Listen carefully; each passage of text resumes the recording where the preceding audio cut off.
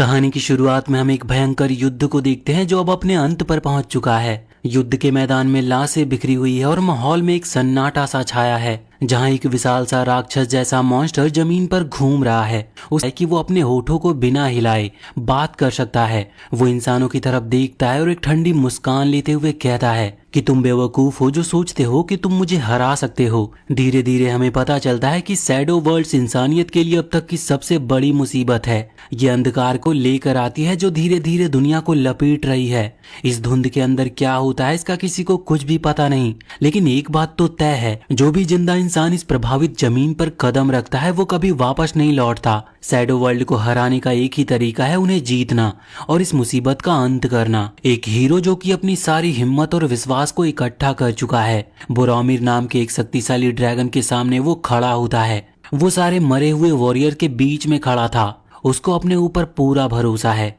वो बोरोमिर से कहता है कि अब फैसले का वक्त आ गया है। मैं ही वो इंसान हूँ जो तुम्हें हराकर इस शापित नरक का अंत करूंगा। बोरोमिर गुस्से से भड़क उठता और उसकी आंखों में आग चमकने लगती है। तभी एक वॉरियर जो हमेशा साफ और सीधी बात करता है वो जोर से चिल्लाता है। उसका इशारा बोरोमिर के आग उगलने वाले फायर ब्रीथ की तरफ था, लेकिन हमारे जायंट शील्ड वाले दोस्त ने इसके लिए पहले से ही अपनी डेजियर एक पावरफुल स्पेल का इस्तेमाल करके उसे रोक लिया था। ये देखकर शील्ड वाले दोस्त का एक और चांस खत्म हो जाता है बोरोमिर को हराने का। यहाँ पर बोरोमिर जो कि अपनी हार मानने वाला नहीं था, वो एक और भी ज्यादा ताकतवर अटैक करने की तैयारी करता है, लेकिन डेजियर अपने ध्यान और मैजिक का इस्तेमाल करके इस बार भी उसका वार को आराम से रोक लेता है। फिर वो जोर से अपना नाम चिल्लाता है और कहता है कि मेरा मैजिकल पैटर्न एनालिसिस कंप्लीट हो चुका है। डेजियर ने बोरोमिर के सारे ड्रैकोनियन स्पेल को सील कर दिया था। अब यहाँ इंसानों के अटैक का समय था। सारे वॉरियर्स बोरोमिर पर हमला करते हैं और मेज अपनी जादू शक्ति का इस्तेमाल करके ड्रैगन को डैमेज पहुंचाता है। बोरोमिर को इस बात का गुस्सा भी था और दुख भी था कि ये छोटे और ढीठ ब्लॉक कर देता है। युद्ध का माहौल और भी भयंकर हो जाता है। यहाँ पर मेज जो अपना सब कुछ, क्या उन्होंने गलती से गलत टारगेट को मार दिया है? तभी उनमें से एक कहता है कि नहीं, बोरोमिर ही सही टारगेट था, लेकिन बाकी लोग उसकी इस बातों को तोड़ते हुए पॉइंट आउट करते हैं कि अब तक उन्हें उनकी दुनिया में वापस भेज दिया जाना चाहिए था। डेजियर उन्हें शांत करता और कहता है कि थोड़ा और वक्त दो, सब कुछ अब खत्म हो चुका है, सबकी स्पिरिट्स हाई है, युद्ध में जीत का असर भी दिख रहा है। लेकिन तभी मेज इस खुशी का माहौल खराब कर देता है। वो बताता है कि जो 155 मिलियन लोग बोरोमिर से लड़ने आए थे उनमें से सिर्फ 6 लोग जिंदा बचे हैं। वहां का माहौल एक पल में एकदम सीरियस हो जाता है। डेजियर अंदर ही अंदर सोचता है कि इस दुनिया ने उससे कितना कुछ छीना है। उसके वो साथी जिनके साथ उसने कंधे से कंधा मिलाकर लड़ाई की थी और वो दोस्त जो कभी वापस नहीं आ सकते,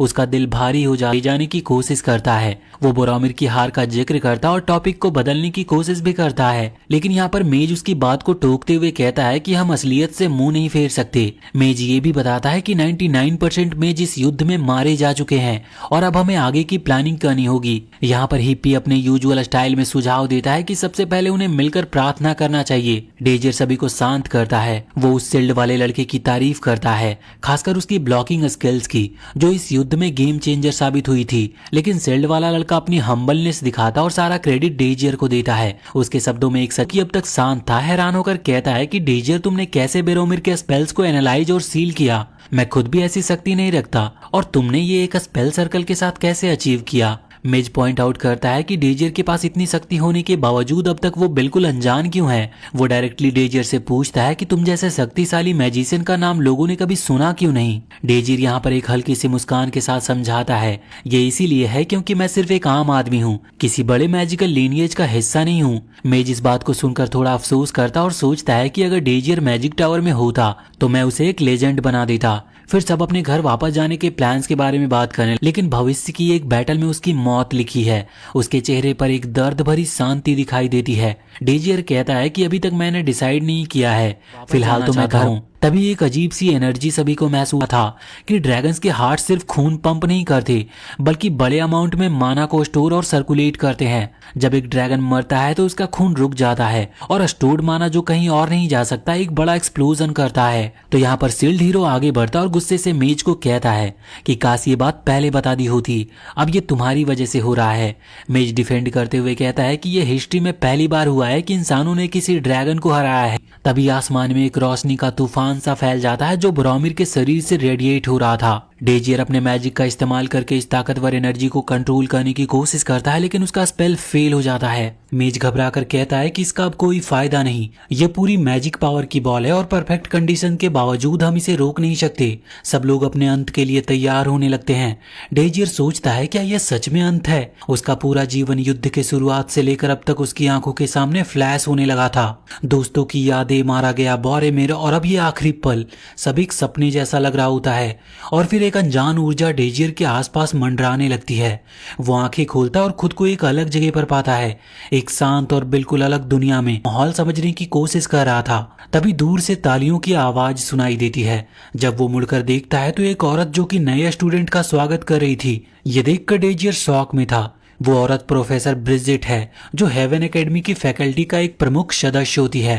प्रोफेसर ब्रिजिट कहती है कि आप सबका हेवन एकेडमी में स्वागत है, लेकिन याद रहे ये एकेडमी सभी को एनरोल करने के लिए नहीं बनी, सिर्फ टॉप 600 स्टूडेंट को सेलेक्ट किया जाएगा। डेजियर यहाँ पर कंफ्यूज होता है, लेकिन जैसे जैसे प्रोफेसर ब्रिजिट बोलती है उसे लगता है कि ये सब पहले हो चुका है, जैसे वो जानता है कि वो क्या कहने वाली है। उसका शौक और भी ज्यादा बढ़ जाता है जब वो अनाउंस करती है, आपका टेस्ट एक शैडो वर्ल्ड को क्लियर करना होगा।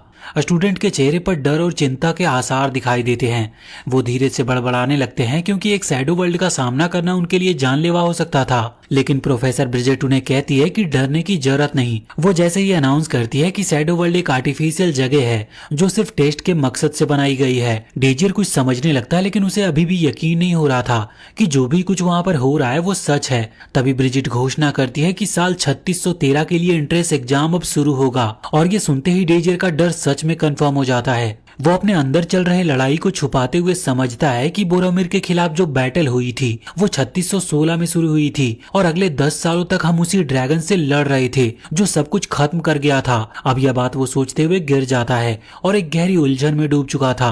वो सोचता है कि अगर मैं वापस पास्ट में हूँ तो इसका क्या मतलब है। क्या मुझे सब कुछ फिर इतनी साफ है कि ये दुनिया बिल्कुल असली लग रही थी। तभी एक गुस्से से भरी लड़की डेजियर के पास आती है। उसका बात करने का टोन और कॉन्फिडेंट बॉडी लैंग्वेज डेजियर का ध्यान तुरंत उसकी तरफ खींचती है। वो डेजियर से कहती है कि तुम ही हो ना, मैंने तुम्हें ढूंढने में काफी समय लगाया है। अपने आप को लाडोरिया के रूप में इंट्रोड्यूस करते हुए वो बताती है कि मैं तुम्हारी मेंटर हूँ, तो मुझे तुम्हारी प्रोग्रेस का ध्यान रखना पड़ेगा। डेजियर अपनी यादों में लाडोरिया को तलाश करता है। वो याद करता है कि वो एक जीनियस मेज है जो कि फायर मैजिक में काफी माहिर है और एकेडमी के रैंकिंग में हमेशा पहली पोजीशन पर होती थी। लाडोरिया ये जानकर हैरान रह जाती है कि डेजियर एक आम इंसान है। वो इस बात को हाईलाइट करती है कि चाहे डेजियर टेस्ट पास कर ले, उसका बीटा क्लास में ही रहना तय है। एकेडमी सख्त था जहाँ पर नोबल्स को अल्फा क्लास में रखा जाता है और आम लोगों को बीटा क्लास में, चाहे उनका टैलेंट कितना भी बड़ा क्यों ना हो। और एक आम इंसान के लिए प्रॉपर एजुकेशन हासिल करना लगभग नामुमकिन था। वो दोनों अंदर जाते हैं और लाडोरिया ये सोचती है कि डेजियर एकेडमी को देखकर इतना सरप्राइज्ड क्यों लग रहा है।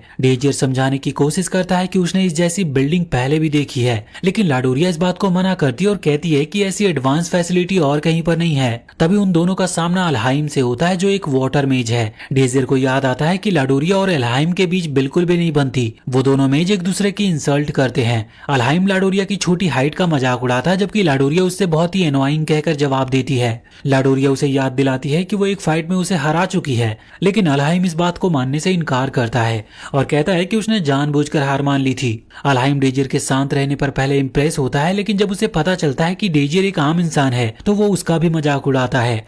अलहाइम कहता है कि तू मेरे लिए कभी कंपटीशन नहीं बन सकता और टेस्ट के लिए एक्साइटेड होने की बात करता है। जाने से पहले पास भी कर ले तो तुझे बीटा क्लास में ही भेजा जाएगा, शायद टेस्ट लेने का कोई फायदा नहीं। तभी स्टूडेंट को टेस्ट शुरू करने के लिए बुलाया जाता है। लाडोरिया पूरी तरह मोटिवेट होती है और डेजियर से डिमांड करती है कि वो टेस्ट को पास करे। टेस्ट के रास्ते में डेजियर और भी कॉन्फिडेंट हो जाता है कि वो अपने पास्ट में ही है। यही बात सोचकर वो आस में है, लेकिन तभी एक लड़की उसे आवाज लगाती है और की नहीं होता जब वो देखता है कि वो लड़की रोमांटिका है, वही लड़की जिसके साथ उसकी बहुत सी यादें जुड़ी हुई थी। डेजियर को समझ नहीं आता कि ये सब कैसे हुआ, लेकिन वो डिसाइड करता है कि वजह ढूंढने का अब कोई मतलब नहीं, उसका बस एक ही मकसद है, वो एक खास हादसे को फिर से होने नहीं देगा। वो कसम लेता है कि दुनिया की हिस्ट्री को वो दोबारा लिखेगा। वो अपनी पुरानी दोस्त रोमांटिका को देखकर उसे आवाज लगाता है, लेकिन ये वो वक्त था जब दोनों एक दूसरे को जानते तक नहीं थे। रोमांटिका उसे वियर्डो कहकर पूछती है कि उसका नाम कैसे उसे पता।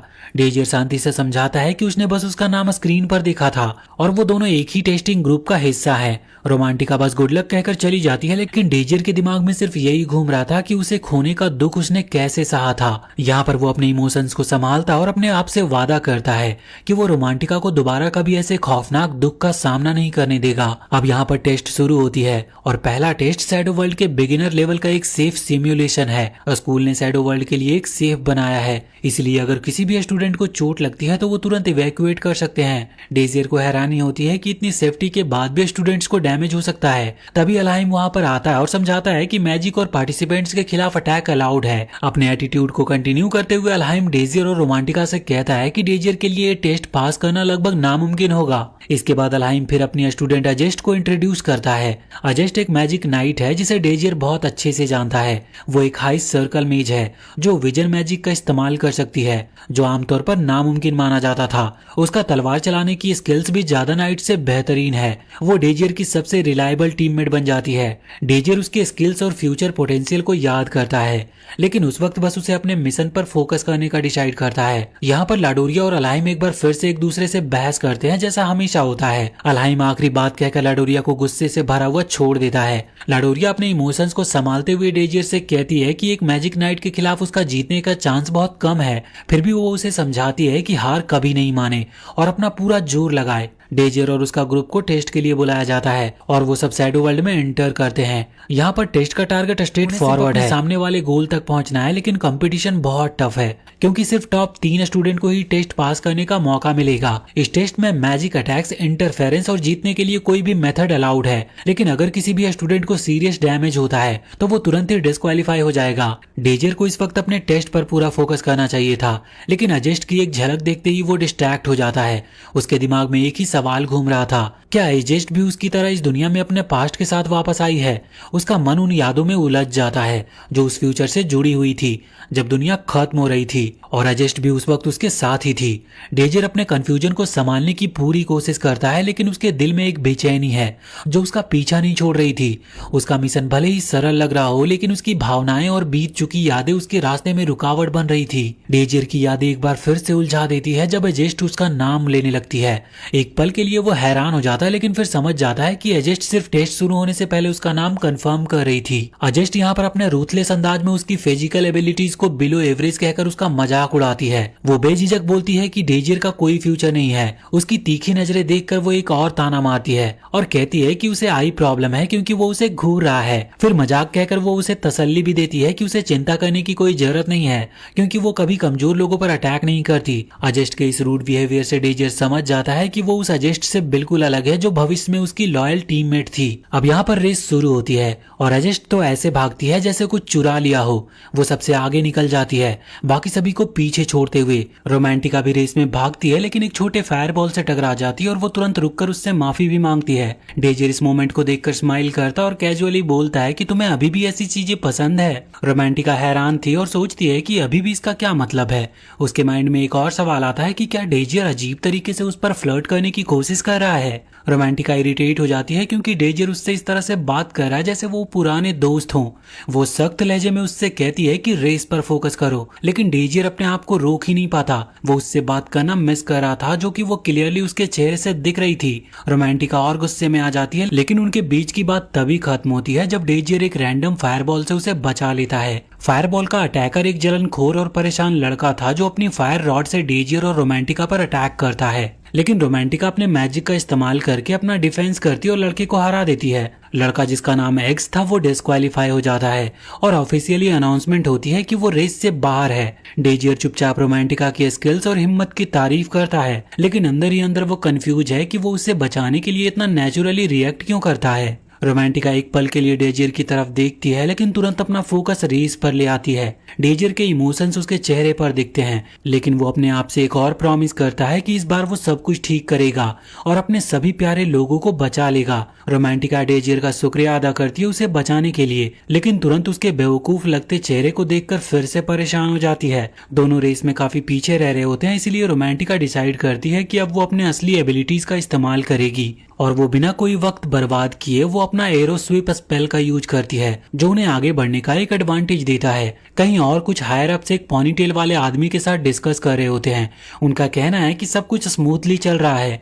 वो खासकर इस बात से इम्प्रेस है कि इस साल एक मैजिक नाइट टेस्ट में पार्टिसिपेट कर रही है। वो उसकी परफॉर्मेंस और डिसिप्लिन की तारीफ करते हैं, लेकिन तभी उनका कन्वर्सेशन एक मजाक में बदल जाता है जब कोई पॉइंट आउट करता है कि उसी ग्रुप में एक कमजोर कॉमनर भी है। सब उस लड़के के लिए अफसोस करते हैं, लेकिन एक लड़की जो लगातार ही डेजियर को ऑब्जर्व कर रही थी और ऐसा लगता है कि उसके बारे में वो कुछ ज्यादा जानती है। इसी दौरान एक कॉन्फिडेंट लड़का एजेस्ट का पीछा कर रहा होता है। उसका प्लान सिंपल था, एजेस्ट के पीछे रहकर फिनिश लाइन तक पहुंचना, लेकिन जब वो रोमांटिका का पावरफुल विंड स्पेल देखता है तो वो हैरान रह जाता है। हवा इतनी स्ट्रांग होती है कि वो बहुत मुश्किल से मूव कर पा रहा था, लेकिन एजेस्ट आसानी से उसके बीच से गुजर जाती है, जैसे स्पेल का उस पर कोई असर ही नहीं हुआ हो। ये लड़का जो एजेस्ट को देखते हुए टाइम वेस्ट करता है, अपनी गलती की कीमत चुकाता है जब एक जायंट ट्री उसे रेस से बाहर कर देता है। साथ ही एक और कॉम्पिटिटर भी एलिमिनेट हो गया था और अब सिर्फ 3 पार्टिसिपेंट्स बचे थे। रोमांटिका मुस्कुराती है क्योंकि इसका मतलब है कि अब सभी बच्चे पार्टिसिपेंट पास करेंगे, लेकिन उसी वक्त वो लड़की जो डेजियर को घूर रही थी अपना अगला कदम उठाती है। उसका मकसद क्लियर होता है, वो खून की प्यासी लग रही थी। वो डेजियर से सामना करती और डायरेक्टली कहती है, हार मान लो। डेजियर हैरान होकर पूछता है कि क्यों। फिर वो अपना महानता दिखाते हुए कहती है कि उसने ये सिर्फ डेजियर को वार्न करने के लिए बोला था ताकि वो हर्ट ना हो। फिर वो एक लास्ट वार्निंग देती है, ड्रॉप आउट कर लो वरना तेरी खैर नहीं। रोमांटिका साइलेंटली एक्सपेक्ट करती है कि डेजियर सरेंडर कर लेगा, लेकिन वो शॉक्ड होती है जब डेजियर मना कर देता है। वो यकीन नहीं कर पाती कि डेजियर उसकी पावरफुल मैजिक देखने के बाद भी पीछे नहीं हटेगा। जब डेजियर उसकी तरफ बस एक रिलैक्स स्माइल देता है तो वो और भी ज्यादा गुस्से से भर जाती है। अब उस लड़की का सब्र खत्म हो जाता है और वो गुस्से में प्रॉमिस करती है कि मैं तुम्हें इतना दर्द दूंगी कि तुझे लगेगा जैसे तेरी मौत आने वाली है। फिर वो अपना विंड स्ट्राइक स्पेल अनलीज करती है और कहती है कि बाय प्यारे लड़के। लेकिन उसका शौक तब और बढ़ जाता है जब डेजियर उसके अटैक की तारीफ करता है, जिससे वो और भी ज्यादा हैरान होती है जब वो देखती है कि डेजियर पर स्पेल का कोई असर ही नहीं हुआ। वो ना सिर्फ रोमांटिका के पावरफुल अटैक को सर्वाइव करता है, बल्कि बिना किसी हिचकिचाहट के उसे समझाता है कि उसके अटैक में स्पीड को ज्यादा ध्यान दिया गया था, जिसकी वजह से उसका कंट्रोल वीक हो गया। डेजियर अपने क्लासिक ओवर कॉन्फिडेंट स्टाइल में रोमांटिका को रिकमेंड करता है कि वो अपने अटैक में थोड़ा एडजस्टमेंट करे। यह सुनकर रोमांटिका का गुस्सा और भी फूट पड़ता है। वो अब एक और पावरफुल अटैक तैयार करती है, वेनम विंड, जो वो गारंटी करती है कि वो मिस नहीं करेगा। लेकिन यहाँ पर डेजियर अपनी ताकतवर स्किल्स का डेमोन्स्ट्रेशन देता है। वो खुली हवा की दिशा को एडजस्ट करता है, जिसकी वजह से अटैक उससे छूट जाता है। रोमांटिका चौंक जाती है जब वो देखती है कि डेजियर एक इनवर्स स्पेल का यूज कर रहा है। ये और भी शॉकिंग है क्योंकि इनवर्स स्पेल यूज करना नॉर्मली हाई लेवल या एडवांस सर्कल मैजिशियन के बस की बात होती है, और डेजियर टेक्निकली लोएस्ट सर्कल का है और ये इम्पॉसिबल लगता है। रोमांटिका उसे फिर से टेस्ट करने का डिसाइड करती है, लेकिन इस बार डेजियर उसका अटैक बिना किसी दिक्कत के गायब कर देता है। अब यहाँ पर रोमांटिका का गुस्सा और कंफ्यूजन बढ़ने लगा था। वो सोचती है कि क्या इसका मतलब ये है कि डेजियर की स्किल उससे भी ज्यादा हाई है। टेबल्स पूरी तरह से अब टर्न हो चुकी थी और डेजियर अपनी डोमिनेंस कॉन्फिडेंटली दिखाते हुए कहता है, अब इसे खत्म करते हैं, मुझे और भी लोगों को हराना है और यहाँ ज्यादा देर तक नहीं रुक सकता। डेजियर के इस कॉन्फिडेंट अप्रोच से रोमांटिका घबरा जाती है, लेकिन अब वो डेस्पेरेट है। वो एक साथ बहुत सारे स्पेल कास्ट करती है, ये होप करके कि डेजियर उन सबको इन्वर्स नहीं कर पाएगा, लेकिन डेजियर सारे स्पेल को आसानी से रोक देता है। वो सोचता है कि रोमांटिका पावरफुल है, लेकिन अभी उतनी स्ट्रांग नहीं जितनी फ्यूचर में होनी चाहिए। तभी डेजियर के दिमाग में एक चिंता आती है, अगर सब कुछ ऐसे ही चलता रहा तो वो वही डार्क फ्यूचर रिपीट करेंगे जहां रोमांटिका अपनी किस्मत से मिली थी। वो अपने आप से प्रॉमिस करता है कि उसे रोमांटिका को और स्ट्रांग बनाना है और उसके लिए आज का जीतना जरूरी है। यहाँ पर वो अपनी डोमिनेंस दिखाते हुए डेजियर रोमांटिका से कहता है कि इनवर्स स्पेल मेरी एकमात्र स्किल नहीं है। रोमांटिका सरप्राइज होती है जब वो देखती है कि डेजियर एक simple friction erase spell cast करता है। वो कंफ्यूज हो जाती है कर रहा है। तभी यहाँ पर डेजियर रिवील करता है कि वो एक्चुअली रोमांटिका के अगेंस्ट लड़ नहीं रहा था। वो उसे समझाता है कि यहाँ पर टेस्ट उनके मैजिक स्किल्स का नहीं, बल्कि ये देखने का है कि कौन सबसे पहले गोल तक पहुंचता है। डेजियर की बात सुनकर सब कुछ क्लियर होने लगता है। वो एक्सप्लेन करता है कि अगर वहाँ सीरियस डैमेज भी हो जाए तो भी कंटेस्टेंट्स मरेंगे नहीं। रोमांटिका रियलाइज करती है कि डेजियर एक जीनियस स्ट्रेटेजी के साथ चल रहा है, लेकिन वो पॉइंट आउट करती है चाहे मरोगे नहीं लेकिन तुम्हें डैमेज तो लगेगा। डेजियर एक कॉन्फिडेंट स्माइल के साथ कहता है कि डैमेज से मैं डरता नहीं। फिर वो एक फायर स्पेल कास्ट करता है जो उसे रॉकेट की स्पीड से लॉन्च कर देती है। रोमांटिका शॉक हो जाती है, सोचती है कि डेजियर शायद पागल है, लेकिन वो मान जाती है कि ये बस एक रिस्क किंग का काम हो सकता है। गोल के करीब अजेस्ट अपने कंफर्टेबल लीड एंजॉय कर रही होती है, लेकिन तभी उसका एक्सप्रेशन सीरियस हो जाता है क्योंकि वो समझ जाती है कि डेजियर उसे जल्दी क्रॉस कर लेगा। उसे अब तक ये नहीं पता होता है कि डेजियर ने रोमांटिका को कैसे हराया, लेकिन वो डिसाइड करती है कि अब वो डेजियर को अपनी पूरी ताकत के साथ हराएगी। वो अपने पावरफुल अटैक को तैयार करती है और डेजियर हर एक लिंक स्पेल का एनालिसिस कंप्लीट कर लेता है जो वो इस्तेमाल कर रही थी। इस एनालिसिस की मदद से वो पूरे अटैक पर कंट्रोल हासिल कर लेता है, लेकिन अजेस्ट को जल्दी ये रियलाइज होता है कि डेजियर उनके स्पेल को इन्वर्स कर रहा है। ये देखकर वो डिसाइड करती है कि इस फाइट को खत्म करना होगा इससे पहले कि डेजियर उन सभी स्पेल को अपने कंट्रोल में ले ले। अजेस्ट उन स्पेल्स का तुरंत इस्तेमाल करके अटैक करता है जो अभी तक इन्वर्स नहीं हुए थे, लेकिन डेजियर उन स्पेल का दिशा बदल देता है। अजेस्ट देख पाती है कि डेजियर एक पावरफुल ब्लो से बच गया है। वो डिसाइड करती है कि इस बार उसे समय नहीं देगी स्पेल को इन्वर्स करने का। अपने अगले अटैक के लिए वो अपने सारे स्किल को कंबाइन करती है और डेजियर एक्सपेक्ट करता है कि वो सही डिसीजन ले रही है, लेकिन दुर्भाग्य से यहाँ पर डेजियर एक बीस्ट निकलता है और फाइट के बीच ही वो अटैक की ट्रैजेक्टरी एडजस्ट कर लेता है। यहाँ पर अजेस्ट ये देखकर हैरान हो जाती है कि डेजियर उसके अटैक को इस्तेमाल करके खुद को लॉन्च कर रहा है। अजेस्ट यहाँ पर एक और अटैक तैयार करती है, लेकिन डेजियर उसे समझाता है कि वो इस फाइट को बस जीतने के लिए नहीं, उसे हराने पर ज्यादा फोकस कर रही है। उस बात को प्रूव करते हुए वो सीधे उसके पास से निकल जाता है। डेजियर को विनर अनाउंस कर दिया जाता है, लेकिन उसके लिए इस विक्ट्री का कोई खास मतलब नहीं था क्योंकि यहाँ पर डेजियर सिर्फ अपने दोस्तों की तरफ देखता है और सोचता है कि सबको और भी ज्यादा स्ट्रांग होना पड़ेगा और वही एक तरीका है जिससे वो उस हादसे को फिर से होने से रोक पाएंगे। वहीं दूसरी तरफ एक बंदा जो काफी पुरानी और बेकार सी रिंग पहना है जो कि बहुत सारे स्टूडेंट्स को हराता है और अपने ग्रुप एफ का विनर अनाउंस होता है, उसका नाम डोनेटा है और वो हमारी लड़की की तरफ एक क्रीपी स्माइल के साथ देखता है। स्कूल के इंचार्ज लोग डिस्कस करते हैं कि जैसा एक्सपेक्ट किया गया था इस साल भी अल्फा क्लास में कोई कॉमनर नहीं होगा। ये लोग कॉमनर्स के खिलाफ काफी ज्यादा भेदभाव करते थे और कहते थे कि अल्फा क्लास सिर्फ कुछ ही चुने हुए लोगों के लिए है। उनका मानना है कि कॉमनर्स को खुश होना चाहिए कि उन्हें हेवन एकेडमी में एनरोल होने का सबसे ऊपर वाला बूढ़ा आदमी जो शायद अपनी पूरी जिंदगी में कभी सेव नहीं कर पाया उन्हें साइलेंस करा देता है। फिर वो रिवील करता है कि एक स्टूडेंट को अल्फा क्लास में प्लेस करने की रिकमेंडेशन आई है। ये रिकमेंडेशन प्रोफेसर ब्रिजेट की तरफ से थी जो कॉन्फिडेंटली डेजियर को रिकमेंड करती है।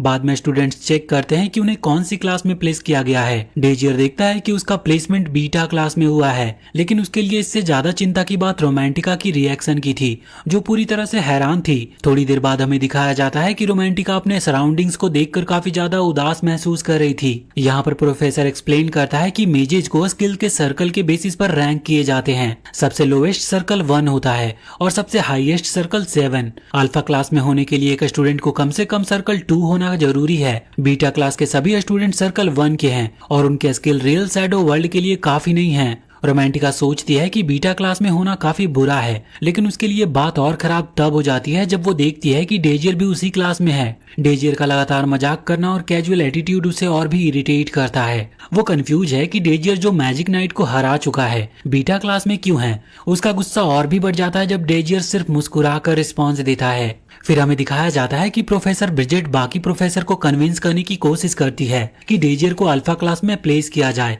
लेकिन बाकी प्रोफेसर जो सभी नोबेल्स हैं इस सजेशन को स्ट्रांगली मना करते हैं। डेजियर को समझ आता है कि ये डिस्क्रिमिनेशन सिर्फ उसके खिलाफ नहीं बल्कि उन सभी टैलेंटेड कॉमनर के खिलाफ है जो अपनी काबिलियत के बावजूद इग्नोर किए जा रहे हैं। डेजियर डिसाइड करता है कि वो जितने ज्यादा पावर को अवेकन कर सकेगा करेगा, चाहे उसके लिए उसे कुछ भी करना क्यों ना पड़े। वो सिर्फ अपने लिए नहीं बल्कि उन सभी कॉमनर के लिए लड़ने का इरादा बनाता है जो अनफेयर ट्रीटमेंट का सामना कर रहे हैं। दूसरी तरफ रोमांटिका अपने डिप्रेस्ड मोड में रहती है। तभी डोनेटा उसके पास आता है। डोनेटा अल्फा क्लास का एक भड़कीला स्टूडेंट था और एकेडमी की बेस्ट पार्टी ब्लू मून जो अल्फा क्लास के टॉप स्टूडेंट्स का ग्रुप है उसमें ज्वाइन करने का प्लान कर रहा होता है। वो अपने एरोगेंस के साथ रोमांटिका को इनवाइट करता है क्योंकि उसके स्किल्स काफी एक्सेलेंट हैं और उसका लीनिएज परफेक्ट है। रोमांटिका जानती है कि ये एक अपॉर्चुनिटी है जो उसे अल्फा क्लास में ले जा सकती है, लेकिन तब डोनेटा उससे कहता है कि इनविटेशन एक्सेप्ट करने के लिए उसे उसके साथ डेट पर जाना होगा। लेकिन रोमांटिका इस बात पर पॉइंट करती है कि ये उनकी पहली मुलाकात है,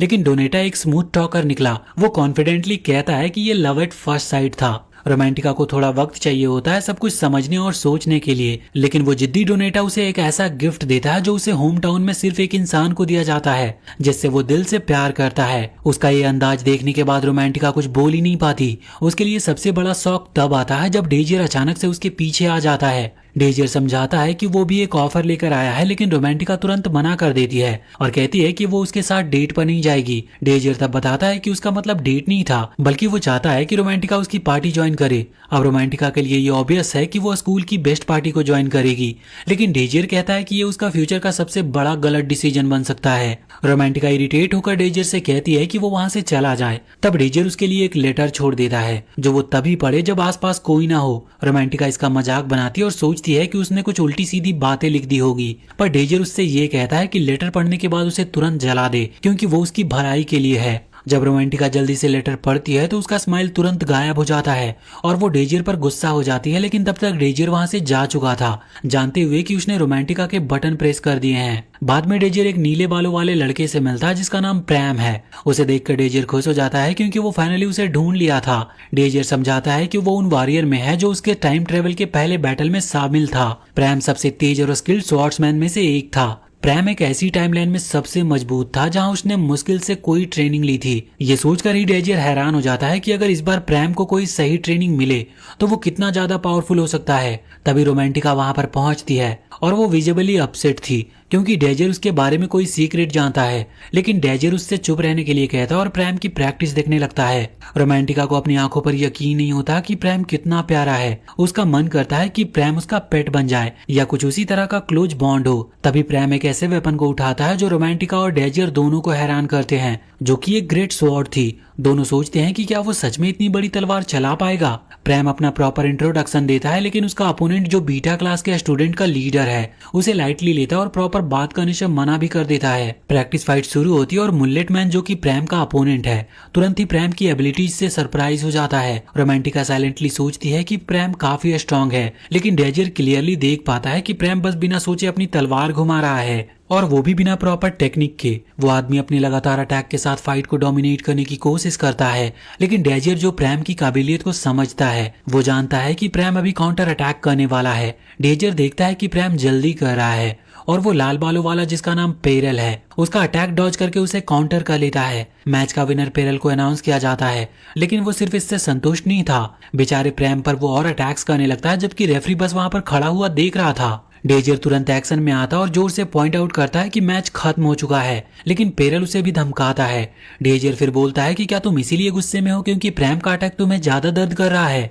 या फिर तुम बस इसीलिए जल रहे हो क्योंकि वो तुमसे ज्यादा टैलेंटेड है। ये सुनकर पेरल के गुस्से का पारा और भी चढ़ जाता है और वो आउट ऑफ कंट्रोल होकर डेजियर पर अटैक कर देता है, लेकिन डेजियर ने उसके अटैक को अपने हाथों से ब्लॉक कर लिया था और उसे याद दिलाता है कि मैच खत्म हो चुका है। फिर पूछता है कि अब और क्या चाहिए तुम्हें। पेरल गुस्से में वहां से चला जाता है, लेकिन जाते जाते वो डेजियर से कहता है कि तुम्हारा चेहरा याद रहेगा मुझे। बाद में प्रैम डेजियर के जख्म को पैचअप करता है। डेजियर समझाता है कि उसने मैजिक का इस्तेमाल करके तलवार का अटैक ब्लॉक किया था, इसीलिए उसे ज्यादा डैमेज। माफी मांगता है, लेकिन डेजियर उसे शांत कराता है और कहता है कि वो खुद अपनी मर्जी से उसे बचाने गया था।